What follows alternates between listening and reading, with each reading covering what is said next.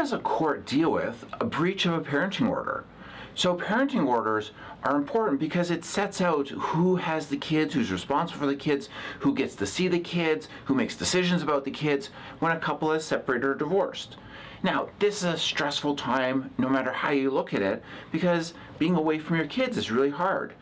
The process in the court is that the court will always look at what's in the best interest of the child.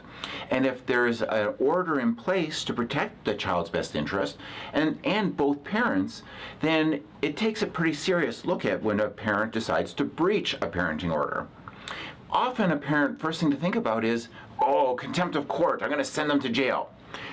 Technically that's possible, but the courts are very reluctant to actually send someone to jail for a breach, especially right at the beginning, because that's going to further alienate that person from their kid. They're not going to be able to see their kid. It's a criminal record in essence and can have other serious impacts on their life. The court will try and find less drastic approaches to start with. So if you have a parent who's breached a parenting order and they've been doing it consistently, start keeping a log. If it's a one-off, something happens, then, it's not that that's fine, but sometimes stuff happens. A parent has their child, they're coming to bring them back, and their tire blows. They're an hour late because they've changed the tire in the car. No court in that situation is going to send someone to jail, and is probably not going to do anything. There are other less extreme examples of what the court can do. So what they can do if a parent is consistently causing problems is they can make up that time for the other person. They can modify the order so maybe a person gets less, or it has to be a supervised visit to make sure that the order is being complied with.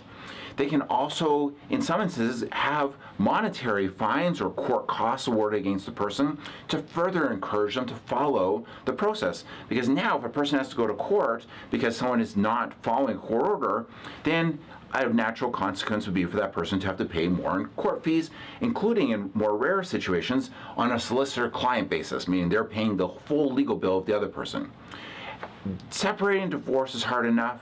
Separating divorce with children is even harder, but parents who continually breach their parenting orders is problematic. And it's not only parents who aren't returning their kids, but sometimes you have parents who just refuse to see their kids. They miss their phone calls, they miss that communication. The courts look at that because it's not in the best interest of the child to have a parent who's not involved. And they can't force involvement, but they can modify the expectations of the child, because if they're expecting every Wednesday I'm going to get a call, and that call only comes every fourth Wednesday, well, that's a problem, and that person might lose some of their time with their child. If you're having problems, sit down with the family lawyer. You can invest just in an hour of their time just to get proper legal direction so you know what you can and can't do, know what your legal position is, and that alone takes away a lot of stress. It's not a big bill, there's not a big consequence after, there's not an obligation to have like a big retainer or anything. You can just buy that time to buy yourself the peace of mind.